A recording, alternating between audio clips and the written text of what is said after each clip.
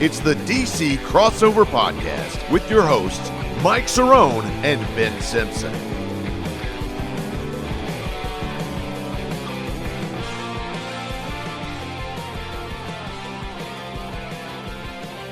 Hello and welcome to another episode of the DC Crossover, episode number 64 on The Contender Live. If you're listening throughout the week, you're hearing us right now on the airwaves at thecontender.com, or you might be catching us on iTunes or Spotify. There's so many different ways that you can catch us. Also on YouTube, the full video episode. Yeah, you get to see Mike and I's beautiful faces on YouTube. The full episodes are on our YouTube channel. The best way to get access to all of this is to follow us on Twitter at the DC Crossover. That's where all the links are, and you can follow Mike Cerrone at Cerrone16. That is Mike Cerrone, as I mentioned. I am Ben Simpson. Special show today in the works because here's the thing. We just, as DC sports fans, we just watched two of our teams get eliminated from the playoffs here with the Caps and the Wiz. And, with the quickness. It was rough. First round exits. And so we've decided to eat our sorrows away by sampling on the show in a little bit. Not doing it yet. This is a teaser. We're going to sample the chicken from Burger King. The chicken. It's a CH apostrophe king, I believe. And it's their spicy chicken. They've got regular and spicy chicken sandwich. Now, Mike, I know we're gonna sample the sandwich in a little bit, but the interesting thing with this, and by the way, if you haven't listened already, back in the summer last year we did some chicken sandwich tournaments, tastings, and things like that. Go listen to those episodes. That was a blast. That was before this sandwich even existed, Mike, because Burger King, right. I believe they had a regular chicken sandwich that was in that tournament, and I think they got blown out first round. No, they weren't in there. You're right, because I don't think they didn't make it. I think they had a chicken sandwich. They had that stupid one that looks like a sub. Yeah, or something it's horrible. Like it's horrible. So they weren't even in the running. But Burger King, first of all, is a place that I can't tell you the last time I've been to Burger King. Me too. It's just not in the regular rotation. Is it in the regular rotation for anybody, you think? I don't think so, because I even texted you when we were coming up with this idea that, honestly, the only thing I would go to Burger King for is maybe a milkshake when I'm I didn't even know they had milkshakes, so you're blowing my mind. Well, the last one I had was probably 8 years ago, so maybe it wasn't right. But they do have great onion rings, even though I think they're fake onion rings, but at the same time, it's like they are just not cream of the crop anymore. Everyone says, oh, McDonald's and Burger King, no one says Burger King. No one does. There's just nothing that's top of the notch there. So it's it just makes no sense how you look at all the fast food restaurants and Burger King hasn't thrived in anything. And now they're, looking at everyone else saying, let's take a year and a half to make this sandwich. Well, compared to everybody else. You're right. I mean, I think because obviously the Popeye phenomenon of when their chicken sandwich came out and there were lines, out the wazoo. The drive-through lines were insane. You'd have to wait an hour to get a Popeye's chicken sandwich at the time when they first came out. Now, I ordered Uber Eats for mine. You went to the physical location. Oh, that was not a good experience. So what was the deal? Was it more, do you think it was chicken sandwich a line, or was it more just it's dinner time and people are just getting their Sunday Burger King? Oh, you're talking about the Burger King. I thought you were talking about the Popeyes. No. Popeyes one, we already know that one. Yeah, that was a bad one. Yeah. So the Burger King one, I ordered it on the app because I like doing the app game. You're a big food app guy. Yeah, I like going on the apps because the apps give you the deals. The deals, the free stuff, this and that. So I got a free 4-piece nugget with it. So I was all right, I'll take that. Now the Burger King nuggets. Well, give me. I don't think I've had a Burger King nugget in my life. They're not that good. What's their closest comparison? Are they similar to McDonald's or Wendy's or what? So those are the only two that have real nuggets. I think it's the only. Yeah, it's about 3 of them have nuggets. I think that's at least the ones that we go to. Yeah. Around here on the East Coast. I would say they are probably, because McDonald's is a signature taste, no matter what part of the chicken it is. It's a signature taste, and it's always pretty good because everyone likes it. Got that signature crust to the outside on the McDonald's nugget. Yeah. And then the Wendy's is real smooth, and they have spicy and stuff like that. I would say it's comparable in the look as a Wendy's nugget, but it's also not even close to being the same taste. Gotcha. Like Okay. a Wendy's nugget is nice and smooth. This one was just like So it's probably like the worst fast food nugget out oh, easy, Okay, easy, good. easy. Good to know. Good to know. I'll avoid it. But yeah, exactly. Well, you already avoid Burger King in the first place. Yeah, Who I cares? do. I don't ever really go. But that's the thing. So I went there and I ordered on the app, and there's literally no one in line. Now I've seen Burger Kings left and right around town being basically out of business because there's no one ever there. There's one over that was by the CarMax over there on 28, and is over there by the Buffalo Wild Wings, and that one had literally no one ever at that place. I think they finally went out of business. And this one over on Eldon Street, which you're familiar of. Yep. That one. I know that one. Yep. That one. It's a sad state of affairs at that one. There are more cicadas there today than there has been customers in the last year. Oh, man. I mean, it was a desolate area. And the funny thing was I ordered, and I went around to the window, and she was like, can you go around to the front? So I went around to the front door, and I sat there for like 10 minutes. And I'm like, all right, what's happening here? Like, you have no one here. So they sent sent you around to a door, and you just waited. Which there was no one in line. Okay. There was no one in the. I don't understand when there's no one in the fast food line. Why are you making me go around? Everyone waits in the fast food line sometimes. Right. So then I see the guy like looking around, just like this short guy just looking around for me, like holding the bag like up in the air, like if anyone just wants to drive by and just take it. And I look over at him and I wave him to my car, and he says, "No, you come to me." Whoa! And he waved me to him. Whoa! Which made me go all the way around the restaurant again just to grab the bag. I'm not liking what I'm hearing right now. No, well, that's probably why there's You're no one the there. customer. You shouldn't be having to get up and go. What the heck's going on here? Oh, Wait, I so had to you get up went and through go. the drive-through line to get your pickup order, and they said, "Go ahead and pull around."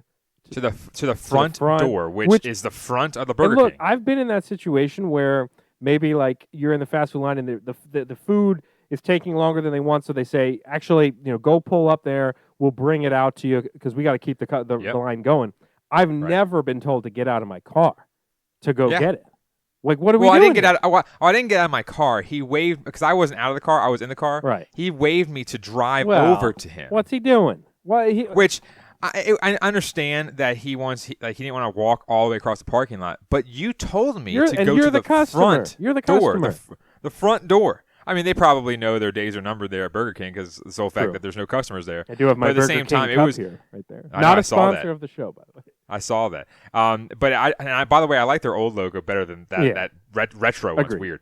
But at the same time, it's just like I looked at it and I was like, come on, guy, like. You guys weren't ready when I ordered. I ordered 5 minutes ago, so you guys should have been already making that thing. It doesn't and then I had take to wait long another 10 to minutes. get this stuff together. It's not real food. Yeah, exactly. They're not so, making a signature burger back there or whatever. Yes, yeah. There's no signature things in that whole entire menu, but yes, definitely a D+. I would give them because it was just not. Now a good here's experience. the thing: won't be returning back there. The experience is not going to affect our review of the sandwich, which is coming up in a bit. But before we get to the sandwich, the meat of the show, if you will. First, we got to do a quick rewind. We got to take a look back at the previous week in DC sports. Not a whole lot going on. I'll touch on the Wizards. Mike will touch on the Nats. First off with the Wiz, Mike, on Monday, the Game 4 win over Philly. This was the one that got us excited because Joel Embiid went down after 11 minutes. And there was a breath of life in this team because they got the win. Russ got 21 points and 14 assists. Robin Lopez played really well, going 8 for 11 from the field with 16 points. And then Embiid, we kind of thought, okay, if Embiid is out next game or something like that, this could get interesting. He was out next game, but the Wizards still lost. Game 5 on Wednesday last week. It started out pretty good. This was a good first quarter. You kind of thought they had a chance. But at the end of the day, the bench points, just huge difference there. The Wiz just got no scoring off their bench. 19 points. The Sixers, though, they surely did. 40 points for them. The Wizards season is donezo. What about the Nats this past week, Mike? The Nats didn't do too much better at going 3-4 this week. They started off on Monday losing 5-3 to the Braves. Joe Ross struggled early but finished with 1 run allowed in the last 4 innings of his outing. Turner struggled at the dish, 4 Ks. That's not good for one of your top guys. And the Nats got within a run with about in the 4th inning, but could not pull ahead as they lose their 6th game out of their last 7 on that Monday. Tuesday, they did break the skid by beating the Braves 11-6, a 5-game losing streak. Strauss leaves the game after only 30 pitches with a ball ricocheting off his gloves like arm, and now he's on the IL with a neck strain. It's like, I don't know what's going on with him. We'll have to get to him later. Ends up getting put on the 10-day DL for a neck strain, but Soto and Zim both hit 2-run bombs to lead the way, beating the Braves 11-6. On Wednesday, they beat the Braves 5-3. Lester goes 5 2/3 of 1-run baseball in just 3 days of rest. Soto homers again. The Braves tied up in the bottom of the 7th, but Yan Gomes takes it back with an 8th-inning home run. Then it went downhill very quickly. The Nats lost to the Braves 5-1. Corbin allows 4 runs. Late in that game, after I texted you and Dan, and I guess I jinxed him because I said he's having a great outing so far, low pitch count, and then everything started going kaput and getting runs scored on left and right. Then on Friday, they beat the Phils 2-1. Max, once again, another gem, 7 2/3, 1 earned run, and 9 Ks. Also, we might get to Max a little bit later because there's a lot of articles out there about him possibly getting traded if they are not in the running. And Saturday, they lost to the Phils 5-2. McCutchen hits a 3-run home run after an error at first base by Josh Bell. That was not a good sign. And then Sunday, today, as we record this, they lost to the Phillies 12-6. Austin Voth gets hit in the face, breaks his nose. I mean, what else is going to happen? The Nats bullpen stinks it up just as they have on the scoreboard as of late. It has not been pretty, to say the least, especially. It's a roller coaster. It is. I mean, a 3-4 week, we talked about it heading in. I mean, these are big division games. I mean, you like the fact that they take that Braves series. I mean, that's, again, the Braves, as I check my wall up here with my little standings board, the Braves are second in the division, at the time at least, a couple days back. So you got to love them winning that series. But then losing in the Philly series, well, I guess they split the Braves, excuse me. It was 2-2, I mean, because it was 4 games. I apologize. So 2-2. I mean, you split the Brave series, that's okay.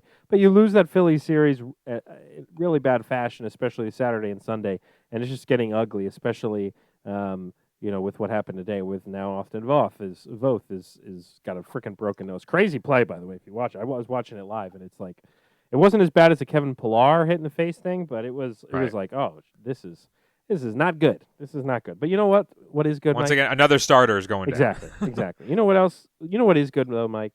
Is let's put aside all of the losing and the worries and things like that, and let's settle in for a food review. What the hell is that? I mean, it tastes like a stuffing that you'd stick in the arse end of a turkey. Seafood crepe.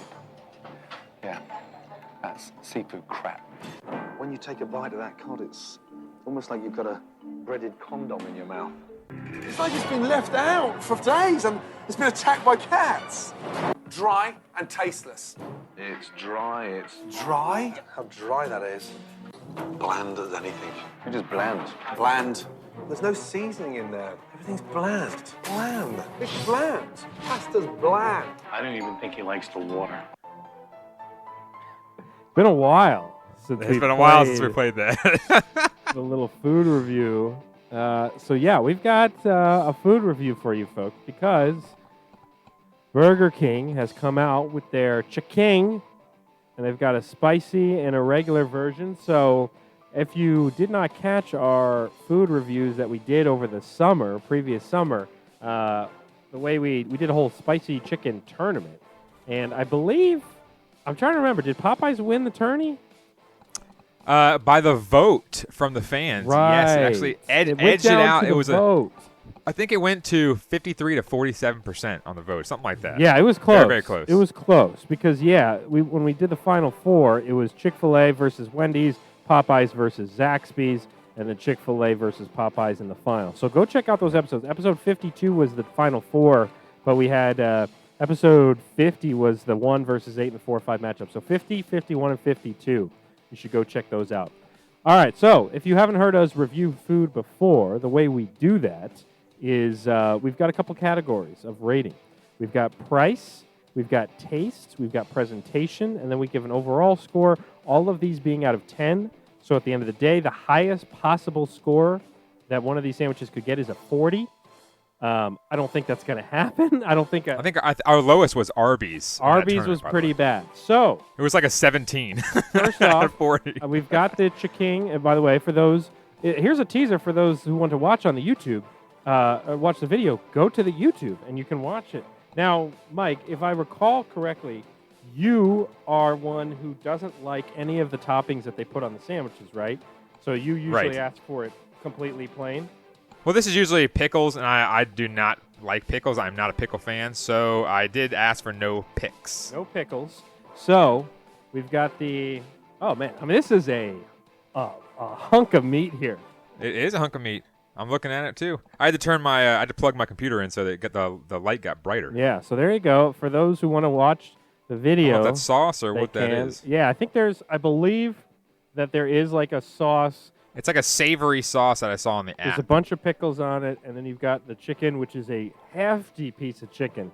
All right, so the way we got to do this is we got to not eat it at the same time. So because that's how we figured it out last time. So, Mike, why don't you do the honors and take the first few bites of here? Okay. And he's gonna move his mic because look, there are a lot of podcasts that will eat on the mics, and we will not do that. We don't want to subject you to the eating. Now, for those watching YouTube, you get to watch us eat. So if you're not into that, then I'm sorry. But yeah, I mean, overall, well, Mike is let him chew and things like that. But I'm looking at this sandwich right now. Big, hefty piece of chicken, I'll say right off the bat. And again, those watching on YouTube, you can see.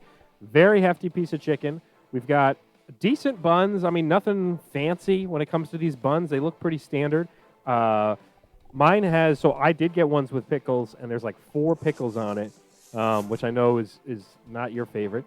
The sauce is interesting, Mike, because this doesn't look like your standard mayo. This looks like some sort of concoction, like a mayo mixed with something else. So I'm going to take my bite. Let's listen to some of your initial feedback. So we both got the spicy because we both prefer. Sorry, got chicken still in my throat apparently.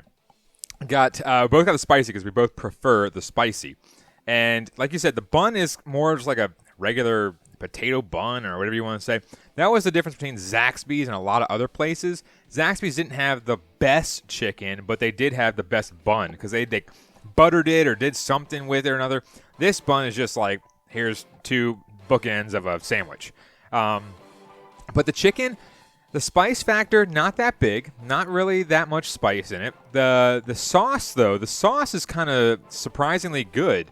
I think the chicken, like you said, it was a hefty piece of meat, but at the same time, I think that they kind of went too much chicken and maybe too much frying on this one. Now, I went to a Burger King that was basically desolate with people, so this might have been made yesterday. You never know. But it was a little bit on the drier side, but the sauce, I will say, was surprisingly good compared to some other restaurants or fast food establishments that we've had in the past. Now, is Ben having more than one bite? This is the longest bite I've ever seen in my life. It was a big bite. I mean, it's a lot of chicken. Man, okay. Interesting. This is very interesting. So, initial impressions. Sorry, I need to look at it. Yeah, get a double take here. So, and I was listening to your feedback as well. So right off the bat, only a little bit of tingle as far as like heat, spice. Ooh, tingle, yeah. You get a little bit of tingle from it. I mean, as we know, with fast food sandwiches, they're never going to go overboard on the spice because it's got to be commercially accessible for the public. So like your McDonald's. Don't want to get sued. Exactly. Like your Popeye's hot spicy chicken sandwich, really not that spicy. Chick-fil-A, same deal. Unless you've like never had spice in your life, then maybe you would eat this and be like, oh man, that's got a great kick. But for guys like Mike and I mean, Mike used to eat Flamin' Hot Doritos like every day. So I bought 2 bags the other day. Yeah, there you go. So he still does. So your heat tolerance and my heat tolerance is pretty high. But yeah, a little bit of heat to it. I think my issue is the size of the chicken is big, which is nice because you're not looking at a small piece of chicken, but it's not that juicy of a chicken. Right. It's pretty bland tasting. Like there's no signature taste to the chicken. Like the breading itself, Mike, doesn't really, like I'm going to take a little small piece of just like kind of a little bit of chicken in the breading and just bite into that. I love being on Zoom here. His facial expressions are the best. It's just Check out YouTube. Yeah. It's just not. It's kind of bland. Just normal. Yeah. It's not really like there's nothing special to it. Like it's you go get a chicken sandwich now. We both talked about the McDonald's one. Maybe we'll do that in the future, but we already ate that one before. Yeah. I haven't given it an official review yet. It was in our tournament, but it wasn't that particular sandwich because they made a new one, an updated one. But at the same time, you look at those kind of sandwiches. Okay, now McDonald's one, I think the new one is a little bit better than this. But we'll get to the categories and stuff like that here in a second. But I think you're talking about that. It's just like, it's just a regular chicken sandwich. Now, it's not as low as a McChicken from McDonald's, right? But it's not as high as like a Popeyes or a Chick-fil-A sandwich easily. Right. No, I'm with you. I think it's not like terrible. Like when I bite into this, I do, like I said, I do appreciate the idea of giving this hefty piece of chicken. I mean, I had a couple bites and there's still a lot of chicken left to go. So big hefty piece. The sauce is interesting. I think you mentioned that as well. Like yes. It's got kind of an interesting consistency to the sauce. And I don't know if the sauce itself is spicy or not. I know sometimes with these sandwiches, that's how they try to get some of the spice in. Is they'll put some like spicy mayo or something like that, or Chipotle mayo in there. Bun's boring for sure. It's not a good signature bun that I feel like that I love or anything like that. Well, what we should do is compare it to our lower seats. I think it wouldn't be in the top 4, obviously. Right. It would be compared to, I would say, like a Zaxby's, I guess. Or no, Zaxby's was top 4. Sorry. Were they? Because I remember KFC was 4 and Wendy's was 5. Oh, so those were the seeds. But then in the final 4 of the tournament itself, right? Remember there were some upsets because the 5 seed and the 6 seed both made the final 4 of the tourney, which was pretty surprising. Right. But the 7 was McDonald's. The 3 was Shake Shack. The 4 was KFC. 4 was KFC. Yep. Yeah. 8 was Arby's. 5 was Wendy's. What was the 3? Let's see. 3 versus 6 was 3 was Shake Shack. Shake Shack. Yeah, because we heard a lot of good reviews on that one. That's right. Yeah. I think this is like middle of the pack. Like if I had to, I think this would have been falling into like if we did 1 through 8 seeds, like this would be like a 4 or 5 type range. I feel like, right? Yeah, I think that honestly, you can't put it up there with Chick-fil-A. You can't put it up there with Popeyes. Yeah. And I would say you honestly because of Zaxby's bun and how that comes to basically brings everything together. I mean, I wouldn't even put it with that. Wendy's, like we said, was surprisingly good. Now, I think KFC has, after our tournament, because we made that tournament, they actually watched it and listened to it. They remade their sandwich, I think, 3 times since then. Which is like, all right, you guys are specializing in chicken, let's be honest here. But I would definitely put it above Arby's, but I wouldn't really go too much further than that. Yeah, I'm with you. I think, and it's interesting because I think, as we talked about, Burger King did technically have a chicken sandwich on the menu, but it was really kind of boring and not even worthy to make our tournament. But now this one puts them at least in the conversation. It doesn't put them in the top sandwich conversation, but it puts them in the middle of the pack conversation. So you got to like that. So, I mean, overall, let's get in some ratings. Okay, so let's get into some ratings. So price. So it was. I didn't because I did delivery. You know that Uber Eats and stuff like that jacks up the prices. Yes. But I found online, at least what I found a Spicy King for $5.79 was the price point I found. Did you find something around there? Okay. I believe that's what the app was. Okay, yes. so $5.79. All right, so rating out of 10 for the price. So, I mean, it's a big piece of chicken. Like, if this was the only thing you bought, I think you'd be full. But here's the thing. If I'm getting one thing from a fast food menu, it's got to be $5 or less in my mind. Yes. You can't. I mean, the whole reason why you're going to a Burger King or a McDonald's or those types of places is you want a lot of food for a little amount of money. $5.79, and that's just for the sandwich. Imagine if you got fries and the drink. You're probably close to $9, $10, something like that. And that's just, you can't have that for like for a value meal or things like that. So, my rating for out of 10 for the price, I mean, I'm going to have to go right in the middle at a 5. I think that like I need that price point to be under $5. And maybe it is in some regions of the country, but in our region at least, it's $5.79. So I'm going 5 out of 10.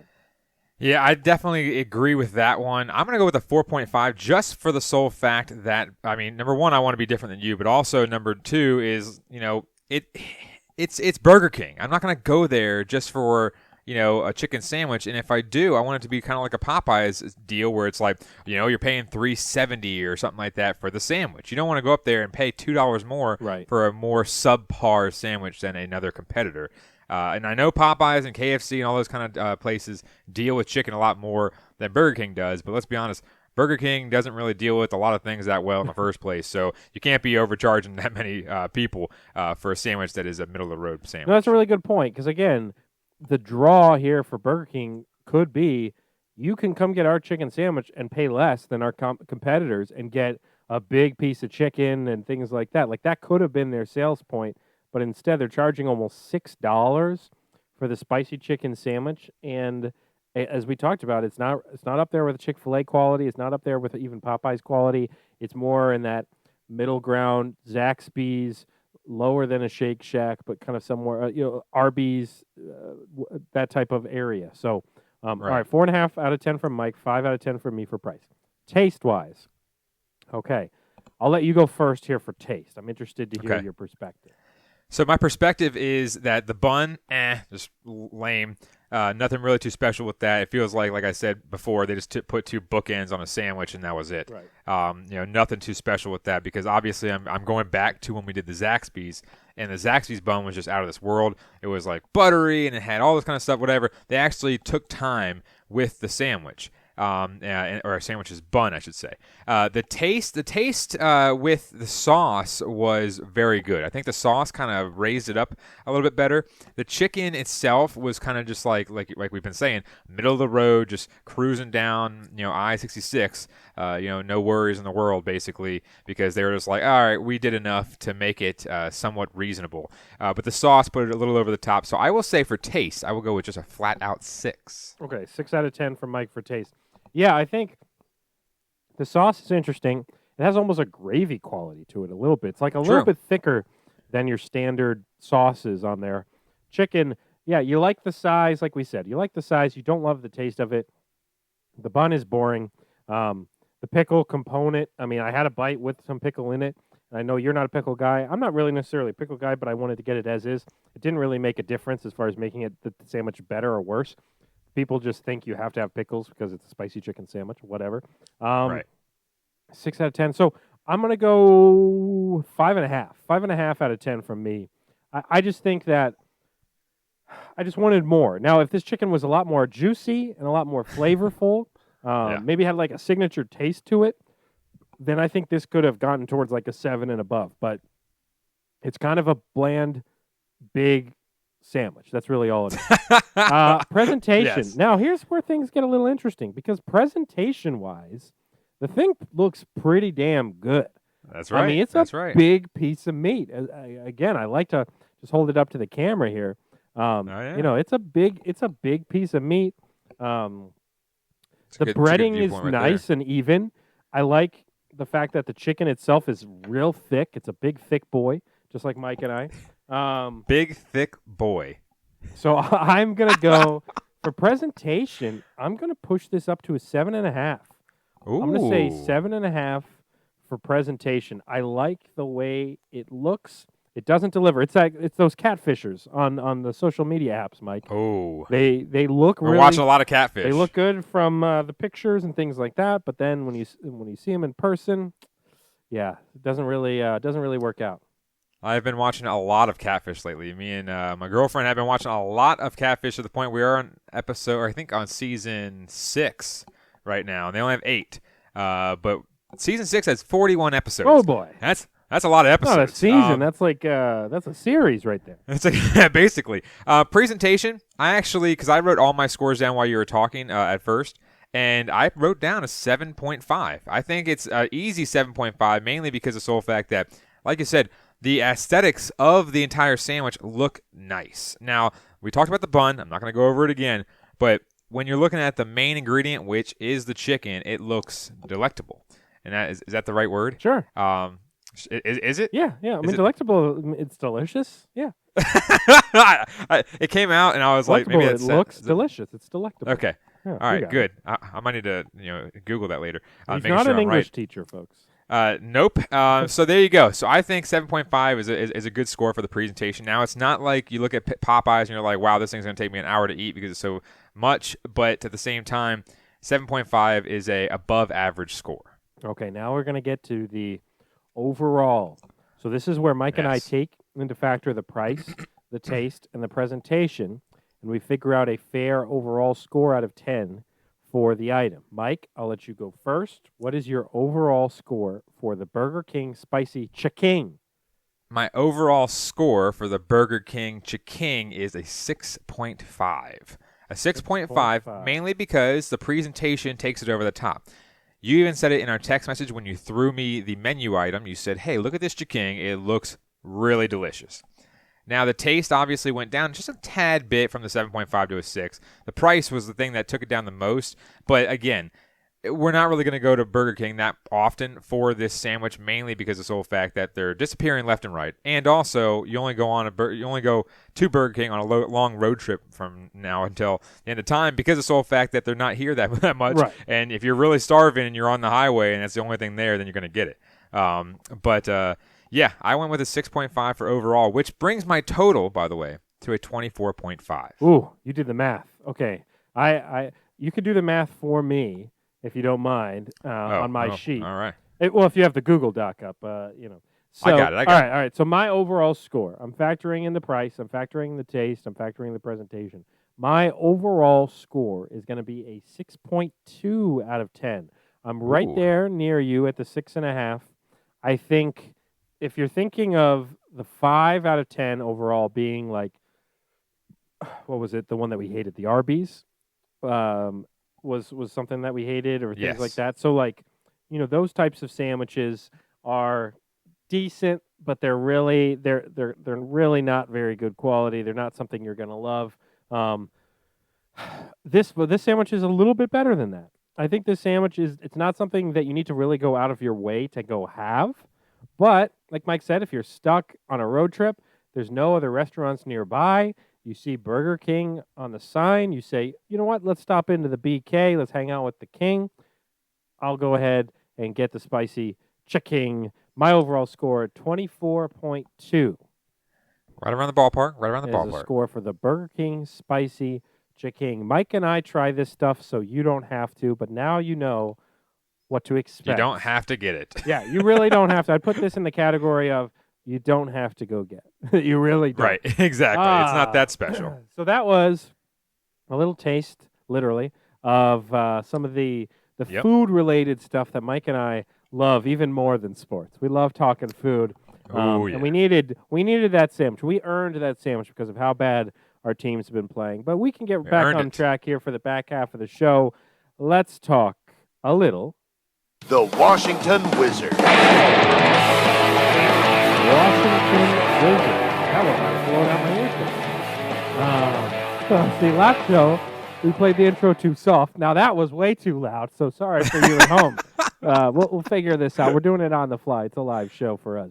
All right, the Washington Wizards, season ended, 5 games. They didn't get swept, which is nice. They didn't get swept by the Philadelphia 76ers, which as an 8 seed playing the 1 seed, you got to love the ability to take at least one game. Now, did they do it because Joel Embiid got hurt? Yeah, obviously.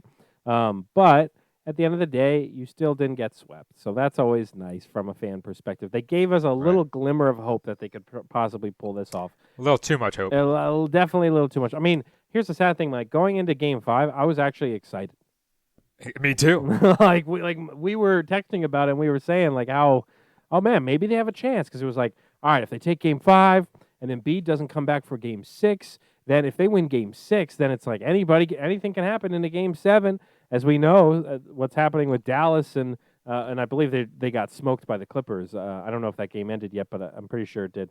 But yeah, anything can happen in a Game 7, and we were like, all right, if they can just get to a Game 7, maybe they have a chance. Instead, they lose.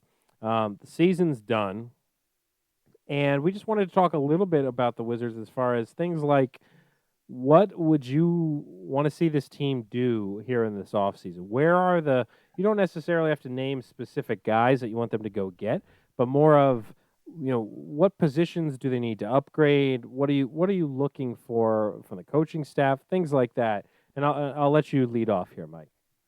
So the biggest thing is, like I said, we both put money on the game. I believe you put money on the game as well, if I'm not mistaken. I did. And I had 2 parlays that involved the Wizards. I put the Wizards as a 5.5 point underdog when it was 7. And I also I believe I had someone getting a certain amount of points or something. I forgot exactly what it was, but still salty about that. So you're looking at it and saying, okay, what do we do from here? The Wizards have good pieces around them. They got Russell Westbrook, who still can do things really, really well. The postseason wasn't so good for him for the most part, but he still made somewhat of an impact to the point where we did win one game, even though Embiid was out, and yada, yada, yada. But we have Bradley Beal. Bradley Beal is a superstar. He's an all-star. Everyone knows his skill set. He went out there. Him and Beal went 18 of 20 from the free throw line, so that's always solid to have. And then, obviously, they didn't do so well from the field, 17 of 43, which is not that good. Right. But you're looking at it saying, what can we do with these 2 guys and surround them with the right pieces? Now, Rui, I believe you said it yourself that he disappeared after the first half. The first half, he was like, okay, and then he just wasn't there the rest of the game until like the very last 6 minutes where he scored most of his points. Yep. I just think that the bench situation is an issue. I think that we do have some good bench pieces. Now, I don't know if they're going to keep Robin Lopez. I don't know if they're going to keep Alex Len. Ish Smith, I believe they're going to keep because he has done pretty well. He actually did pretty well in the last 6 or so games of our season, including the playoffs. Garrison Matthews is a pretty decent piece, even though he doesn't play that often for the most part. I don't know why.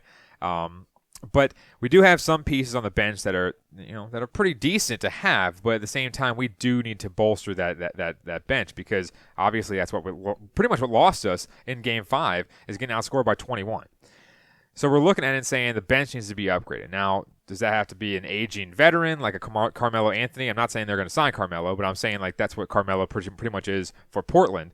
But is it going to be something like that? Is it going to be, another 6th man you find off of the bench, maybe like a Philly bench that has, a bunch of these guys that could be, your leader off the bench or something like that? Who knows?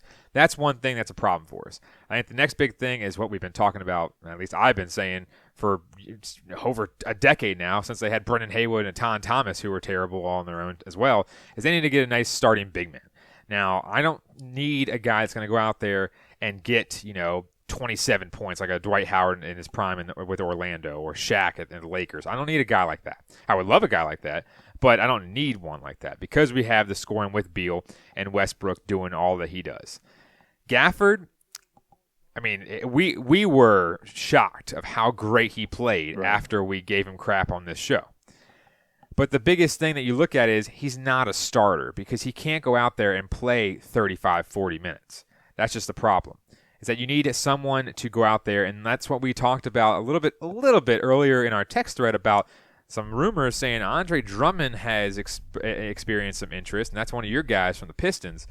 Andre Drummond is a beast. Now, I don't know about that much anymore. He's getting older, but he still has some legs. And a guy like Gafford, who's pretty young, who can go out there and spell him a lot, I said that if they have Gafford and Drummond, as long as they're not getting hurt, they can both go out there and basically play 23, 24 minutes each and just spell each other from time to time, play half the quarter or whatever it may be, and then go out there and just dominate the boards. I mean, Gafford can go out there and play 25 minutes and get 7 to 10 rebounds easily. And I think Drummond is just scary enough to go down there and he scares everyone out of the paint. So I just think that the big man is an issue. Now, I heard on the radio, too, that, their small forward position sucks and all this kind of – it's like – small forward is one of the easiest positions that you can go and get. I think because there's so many different ways that you can go out there and get a defensive specialist as your small forward, or go get a guy that can score points and play a 3-and-D type thing like a Kelly Oubre Jr. or someone like that who could play that 3 spot. You mentioned it last week that you want a guy that's going to go out there like a Jay Crowder and say, hey, go lock down LeBron for 30 minutes this game. Just go lock him down. You want a guy that can go do that. I think that's also something that you brought up last week. That's a really good point. So, in my opinion, the 3 main needs for the Wizards this offseason that they need to address at least 1 or 2 of them because it's going to be hard to address all 3 is, number 1, I think the big man that can help Gafford. Robin Lopez, they both had a nice little run going, but Robin Lopez isn't a premier big man in the NBA sense, I guess you could say. Even though he did play well down the stretch, but I think if they can get a number one big man to go along with Gafford. Then number 2 is a guy, like you said, a lockdown defender, 3-and-D or anything like that, small forward, and then also to add depth to the bench because that's where we got killed in that last game. But what do you think? Yeah, so here's the guys that are guaranteed to be on this team next year contract-wise. Russell Westbrook, Bradley Beal, Davis Bertans, Thomas Bryant, Rui, Denny, Chandler Hutchinson. The team has a team option, so we'll see if the Wizards choose to use that or not. Daniel Gafford, Anthony Gill, Caleb Holmesley, who I don't even remember playing this year. He made $20,000 this year, so he'll be. We'll see. Apparently, $20,000. Apparently, but for some reason, he made $20,000 this year, but he's $1.5 million for next year. I don't know. It's a guy that I think barely played.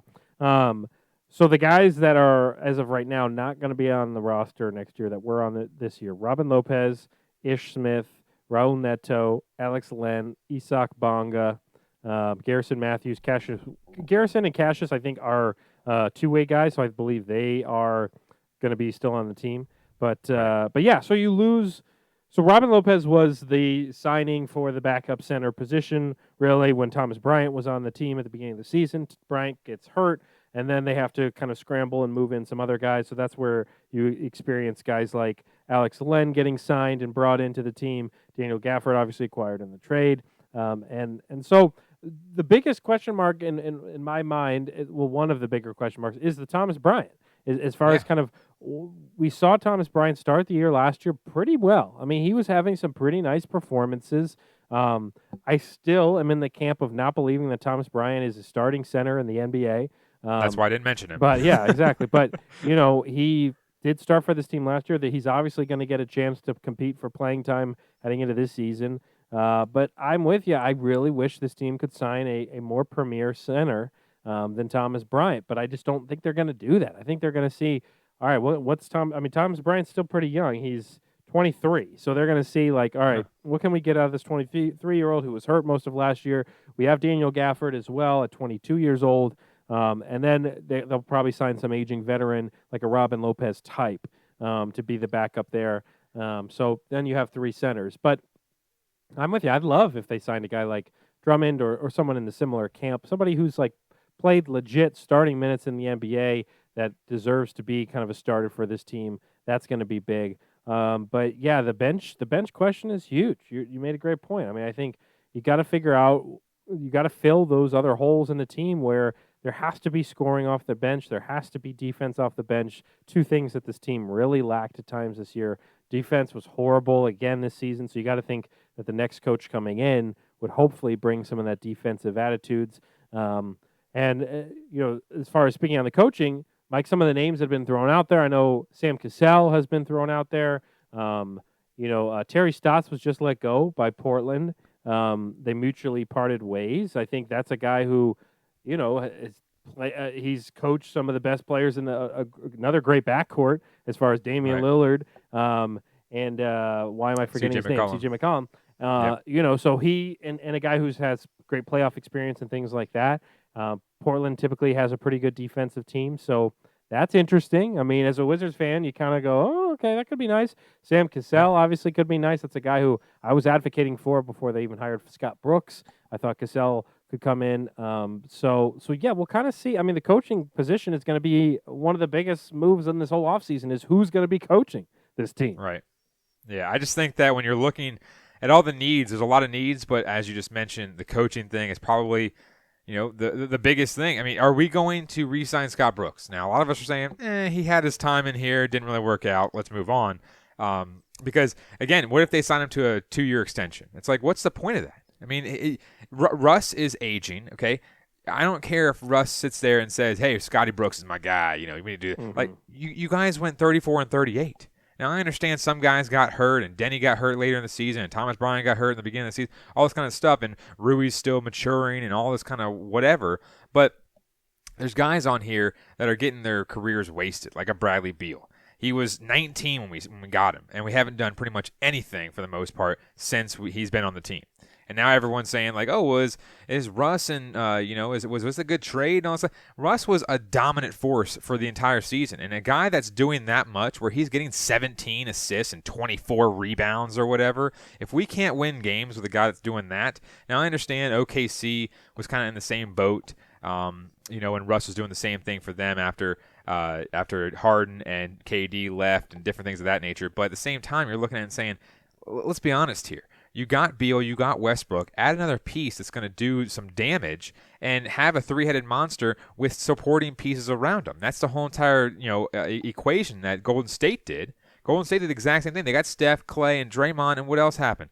They had some guys that on that team that no one even heard of before, and they won a million championships and have been to finals left and right. I mean, let's be honest here. You have to do something that is positive for the team, and just keeping the same core with Scott Brooks and saying like, well, we need to work on the defense. Now, I'm not saying he speaks like that, but at the same time, it's like we need to work on the defense, and our defensive output was just terrible. Well, the defensive output was terrible all season, and we were one of the worst, if not the worst, defensive team in the entire NBA. So yes, we won 34 games and we lost 38, but if we improve the defense a little bit more, have a little bit bench scoring, I mean, these tweaks are not that big. So Tommy Shepard really needs to get his ass in gear and try to figure out something to do, because overall, right now, this core is good enough to win some games, but you need to start tweaking the surrounding pieces around that core. Yeah. I think this is probably one of the biggest off seasons in Wizards history. Right. I think you've got a vacant coaching position right now. You've got Bradley Beal, who they need to re-sign desperately, otherwise he's going to walk at the end of next season. You've got surrounding pieces, as you mentioned, that need to be found. You've got developing guys, all this stuff. I mean, this is huge. This is going to be a huge offseason. We'll keep an eye on it and keep you guys in the loop as we hear and see things develop. We'll touch real briefly on the Washington Nationals. We'll talk a little baseball here for just a few minutes before we get closer to the end of the show. We wanted to spend the bulk of the show focusing on the chicken sandwich, so we wanted to give you guys a little bit of a break. But Mike, an article was put out in SI.com entitled "The 5 Best Trade Fits for Max Scherzer." It was written by Will Laws. The Nationals are in last place. I'm not going to read the whole article. I'm just reading this section. The Nationals are in last place with the NL East's worst run differential, and their ace is a pending free agent. It may soon be time to deal. Here are the teams that Will Laws names before I get to that, keep in mind a couple of things. And he makes a couple good points in this article, one of which Washington's farm system was ranked by MLB.com as the worst in the league entering the season, with high A pitcher Cade Cavalli as the only prospect ranked in the top 100. So there's that thought as far as, okay, could Scherzer be turned around for some prospects to get this farm system better? Another thing to note that he mentions is Scherzer's 10-5 rights, which gives him the authority to veto any trade not to his liking, and his contract structure, which the Nats have done for years now, where they'll backload a contract where he'll be still getting paid $15 million in payments till 2028. I mean, that's how they kind of backload these contracts, as we know. Here are the 5 teams that Will Laws mentions as possible trade targets. Boston, New York, the Yankees, Toronto, Atlanta, and the Cardinals are some of the teams named there. So we wanted to touch on this briefly. We kind of joked about it, at least I joked about it a little bit last show, where I said I'm fine with them trading anybody on this team because I just think they stink. But Max Scherzer is kind of a name that's being thrown out there a lot now, Mike. It's kind of heating up. I mean, when you've got SI.com and you've got other publications talking about it, it seems like it is a realistic thing to possibly happen. Yeah, I mean, that's the biggest thing that I'm looking at when it comes to all these articles, because I've seen articles pop up on my Google on, when you click the Google app on your phone, it has like 3 or 4 articles that pertain to you. Every single one of every single day, well, at least every single number one of the last 3 or 4 days has been Max Scherzer, Max Scherzer, Max Scherzer. Yeah. And the biggest thing that I'm looking at is when I'm reading these articles, I'm saying, well, I don't want to trade Max. But I'm always all for trading a guy that's on the last year of his contract, who is an aging veteran or anything of that nature. Same thing with Harper. You go back and you look at Harper and saying, hey, we didn't get anything for this guy because we thought, we have a chance. We didn't have a chance, and he ended up going for nothing. Rendon, same thing. Yeah, Rendon, same thing. I think the only difference with Rendon, I think, is that they actually might have had a shot to sign him. And they weren't going to trade him because they won the World Series. So it's not like they were going to. Exactly. Yeah. No, but you made a good point with Harper for sure, because there were definitely rumors around that. That's right. And that's what I'm saying is, like, with the Harper thing, the whole entire situation, we don't have to get into it, but he ended up basically going when they had 3 or 4 suitors that were going to give us like 3 or 4 prospects for that. And then our whole entire farm system wouldn't be like this. I mean, it's just when it comes down to it, I am for trading Max Scherzer because I haven't seen anything from this team that shows that we can get on a run. I mean, every team can get on a run no matter what, but at this point in time, it's like I just don't see the fight in this team, or the, I guess, cohesiveness you want to say, with these 3 guys are on fire right now, and you know, whatever, you know what I'm saying. It's like Strasburg's getting hurt, this guy's getting hurt, you know, we don't have any I was hearing what's his face, now I'm going mind blank on the GM. Mike Rizzo. Yeah. Sorry, I was going mind blank there for a second. But I was hearing Mike Rizzo on the Junkies the other day, and the problem was that we were looking there and hearing them say that, oh, well, we can't start this guy because he's hurt, and this guy has to get a rehab start, and we had to pitch John Lester, who's like 47 years old, on 3 days rest, and he was fine with it and all that.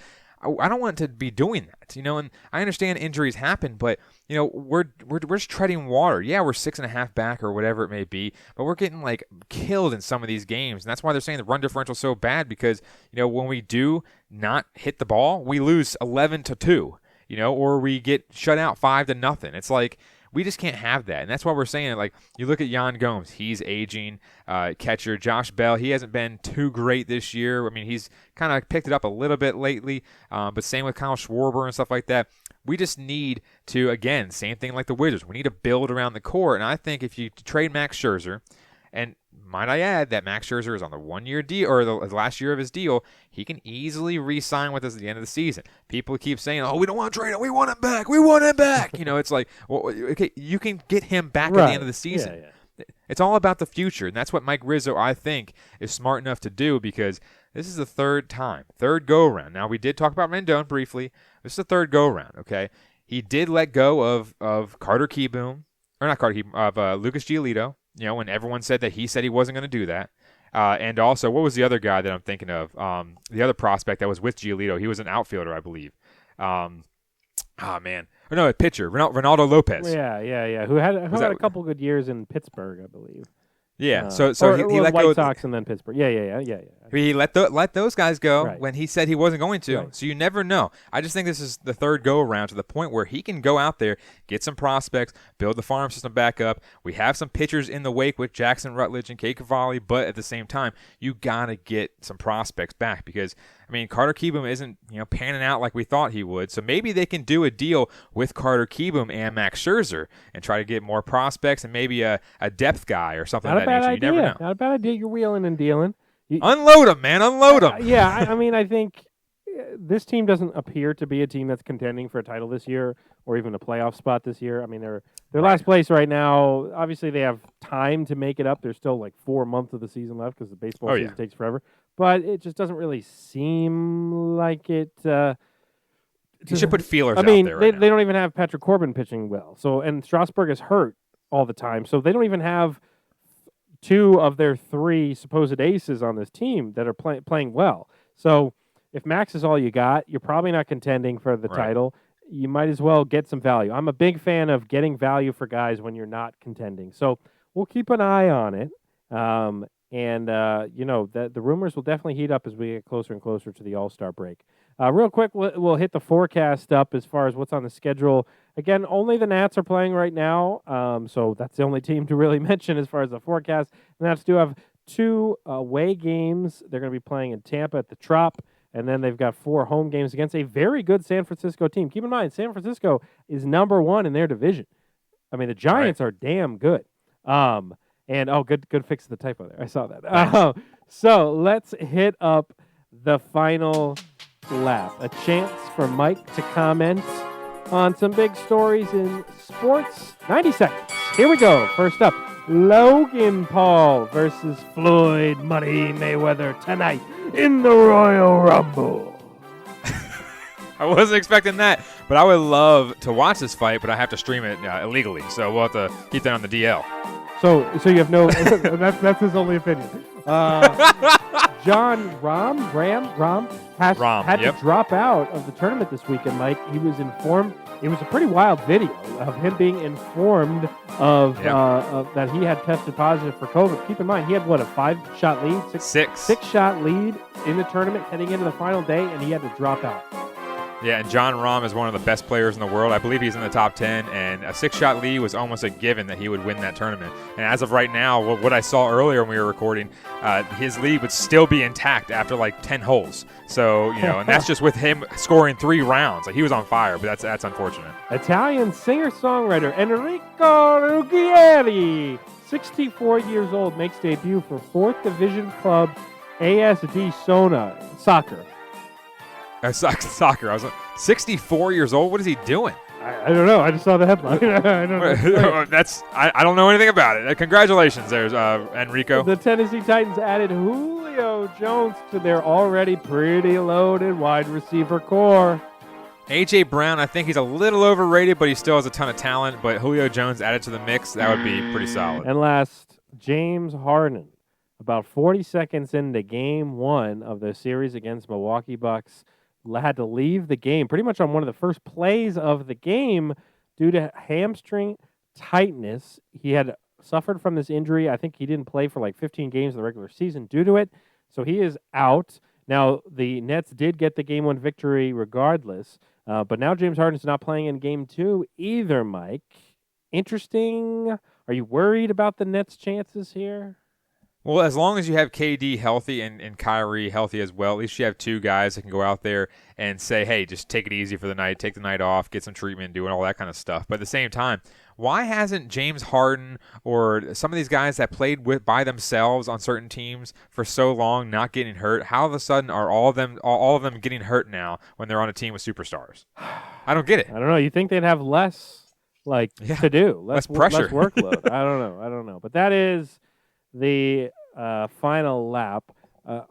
Since I was able to finally get Mike to agree to something he would do with to have to do no fast food and alcohol for a year, he finally agreed to something. So I'm gonna have to think of something new for him to agree with. I don't have anything today, but we do have a little trivia action here. Oh, a little trivia action. All right. As we've been doing, Mike is a trivia master, DC Sports Trivia. I am undefeated on this show. 3 for 3. Pretty wild. Now, I'll tell you right now, I'm not feeling good heading into this. I'm not feeling good. I feel like my streak might end. So, basically, I'm going to start keeping track of each team that you are answering questions about. So far, you're 3 for 3, so 3-0 for the Washington football team / Redskins questions. I said I was going to switch it up, but this one on the same card as last week has a very good question on it, and it's somewhat recent, significant questions. Here we go. The Washington football team / Redskins question. Here we go. What career backup stepped in at quarterback in December 2007 to guide Washington to 4 straight wins and a playoff berth? What career backup stepped in at quarterback in December 2007 to guide Washington to 4 straight wins and a playoff berth? I've got a guy in my mind. Remember, this is the new rules. You get 1 question for me to answer. See, I don't think I even need it, Mike. I think I've got it. Now, I'm saying that with confidence. I'm trusting my gut here because my gut has not led me wrong this whole trivia show. I'm going to go, is it Sexy Rexy? Rex Grossman? Oh, no. No. Oh, no. You got a question, man. You should ask it just to make sure. Got to play the buzzer. There it is. Damn. There it is. Okay, the other guy that came to my mind was Colt McCoy. No. That was, I think Colt McCoy is later, way right? after that. Rest in peace, by the way.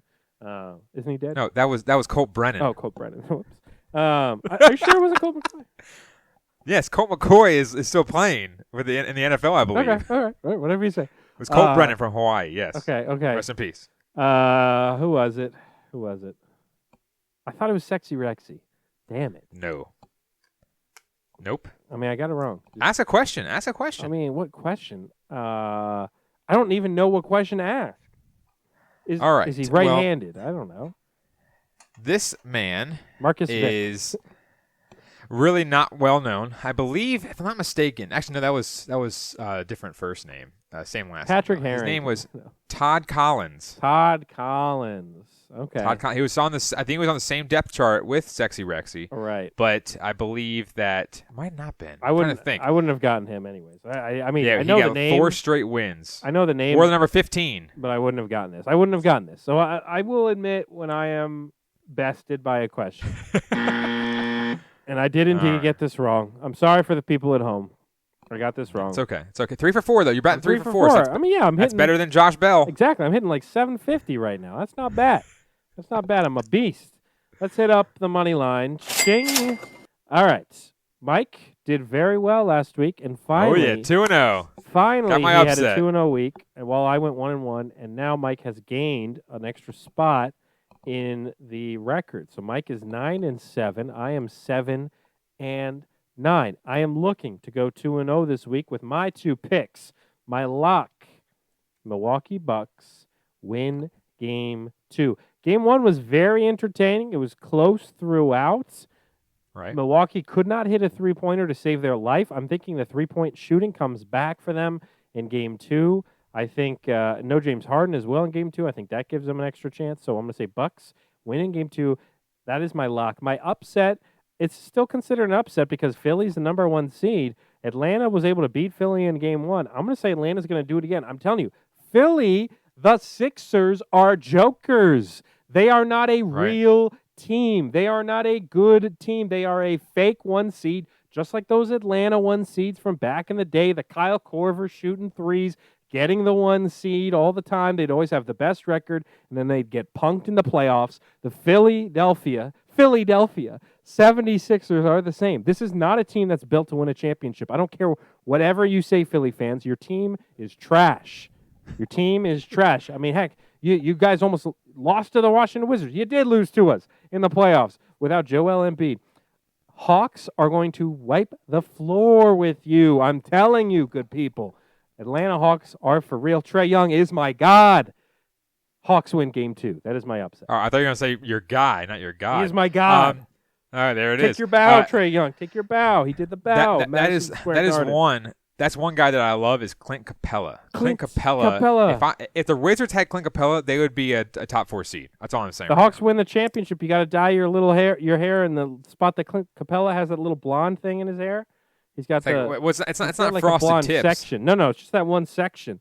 You got to do that. You got to just dye one section of your hair. If the Hawks win the championship, I promise to do that on the show. All right, gotcha. Live on the show. Right. So my lock this week, it's kind of a lock parlay in itself. I got Garrett Cole over 6 Ks and records a win over the Twins this Wednesday. So Garrett Cole, the Yankees, over 6 Ks and records a win. So far, Garrett Cole hasn't been, his normal self over the last 4 or 5 games. Yeah, because the league announced that you can't use substances with the balls anymore, and suddenly Garrett Cole's not pitching as well as he used to do. Huh? There you go. That's why I put it at 6 Ks. Now, I don't know if that's a real parlay or anything like that or a real bet, but I said he records a win, and he has to get over 6 Ks when he records a win. So if he gets 5 and records a win, I lose. And that's a lock for me, so I'm going with that just because. My upset is the Blue Jays over the Chi Sox, the Chicago White Sox, Ryu and Giolito. That's a Thursday game. It's a really good pitching matchup. Ryu is, that guy is just, I don't even know how to pronounce his first and middle name or whatever it is. Hai-Jin Ryu or something like that. You did. Way to go. Is it really? Yeah, I didn't even write that so. down. I just thought. I believe so. It's probably wrong. Pretty sure you're right. Against Lucas Giolito, the Blue Jays over the Chicago White Sox. I'm hoping that Vlad Jr. can hit some bombs off of Giolito's fastball. That was the world saying you're wrong. Probably. They gave the buzzer there. No, I'm pretty sure. But I'm drinking a Natty Boh, though, because the Orioles finally won. They did. My upset pick. Finally won. Shout out to the Orioles. Shout out to Natty Bohs. Shout out to Camden Yards, one of the best ballparks in baseball. Beautiful. All right, we're at the end of the show here. Mike, any interesting thoughts here before we end the show? Now, we had a fun time with the sandwiches. You threw out there the possibility of maybe us reviewing the McDonald's chicken sandwich. Are there any other food-related things you feel like we should take a stab at sometime on the show? Well, I was hoping to do a food challenge at some point because I do have some things in my notes on my phone. I'm bringing them up right now that are food challenges. Here they go. You got the KFC 20-piece bucket challenge, the 20 Krispy Kremes in 10 minutes challenge. Oh, God. The Taco Bell 12-pack in 5 minutes challenge. That should be easy. And then there's also the taste test with fast food nuggets and chicken wings as well. There's also a Don Corleone solo pizza challenge. I wrote all these down because obviously they're probably on Google somewhere. But I would like to actually do those at one point. But that's probably not a show topic. But maybe the taste test for like the wings and stuff like that. Right. Yeah, we gotta take a look at some fast food menus and see if there's items that you and I both haven't tried and we can try for the first time and give our thoughts and opinions. And if you would like to share your thoughts, opinions about the spicy chicken sandwich, hit us up on Twitter at the DC Crossover and at Cerrone16. Yeah, I'd be interested in. Mike and I have said anytime that we see a food challenge, especially related to McDonald's, it's always a challenge where we're like, man, we could knock that out of the park. Because it's always like, eat 2 Big Macs, 2 large fries, nuggets, and like 2 large drinks. And it's like, oh, you mean my regular order? Like, I don't know. I don't know. And it's like, do it all in under like 30 minutes. It's like, I'll do it in 10. I mean, there was one that said like it was like 2 quarter pounders, 2 McDoubles, and like you said, 2 large fries, 2 large 10-piece nuggets, and then 2 sodas in an hour and a half. I'm like, hour and a half. Like I need an hour and a half to eat the meal, go drive and get another meal, bring it back home, finish that, and then still have some time left over for the toilet. Well, what's the point with McDonald's doing all these famous people's meals like the BTS meal? BTS meal. They did the Travis Scott meal. They did. There's been a few of them, but it's always like, this is the BTS meal. It's like chicken nuggets and fries. It's like, oh, you mean number 4 on the menu or whatever? Number 10. It's not the. What about our meal? They could do our meal, and it would cost. Well, at least if it was going to be a celebrity's meal, it would be like a signature thing, like a customized sandwich. Exactly, or something. A customized thing. But like, I'm pretty sure the BTS meal is 10-piece nuggets, large fry, a Coke, and like a burger. And it's like, how is that the BTS meal? It's like because that's a those happy guys meal. ordered it once or something on the road on tour. It's like, how is that their meal? No, what would be the Mike Cerrone meal? Oh, the Mike Cerrone meal would be no deals included. I would definitely do a 2 McDoubles. If I'm trying to stay away from the sugary sodas, but I would do a no ice Dr. Pepper and a large fry. Okay, 2 McDoubles, large. Where you combine the McDoubles too to take off two pieces of bread. That's smart. See, that's a customizable thing. My go-to McDonald's meal, and I'm also in the same boat. I'm trying to cut down on this crap, but I always get a 10-piece nugget meal, so I get the large fry, the nuggets, and a Coke. But then I always add in a McDouble into the mix, right? Because you can't just eat the nuggets and fries. You got to have a burger in the mix, anyways. But you got to do the Go ahead. I was just gonna say. By the way, we crapped on Burger King earlier. I will say the Burger King Whopper is not a bad fast food burger. It's not bad. It's not terrible. It's not amazing or anything. But I'd say it's a better burger than McDonald's burgers. It's not a Baconator, that's for sure. No, it's not as good as Wendy's burgers, but it's better than McDonald's burgers. So the thing about the apps, again, I will mention that for the McDonald's app, you can get 2 McDoubles, and it automatically throws in the 2 for $3, so it's $3 if you get 2 McDoubles. Ooh, that's not bad. Yeah. We could do hours on this. But we hope you enjoy this episode. Please continue to subscribe, rate, review, all that good stuff. Because the listeners have been going up, and we appreciate that for those who are spreading the word. Check us out on YouTube again. We'll put the link to the YouTube channel and our Twitter, so you can go to there. And if you'd like to watch the full videos, we've got the full videos on there. And then, of course, please catch us on The Contender, thecontender.com. That's Contender with a K, thecontender.com. Our show airs during the week on Tuesdays at noon. And there's also other content. There's DC content on Tuesdays and Thursdays. It's like every other day it switches and that sort of thing. Bill Rowland does his show. There's a couple other new shows on The Contender. So please check them out. They do great work. There's new shows on there. Plus, we're on there. So if you support us, go ahead and support them. And by the way, stay tuned to Twitter and The Contender and all that good stuff, because we got some show news coming within the next few weeks or so. We may have a new addition to the show, and I'm not going to mention anything else besides that because we have things in the works, but there's something new on the horizon, so stay tuned to social media for the announcements there. That is Mike Cerrone. I am Ben Simpson. We hope you enjoyed this episode. Go buy yourself a Chiking, because you are a Chiking. We'll see you next time on the DC Crossover.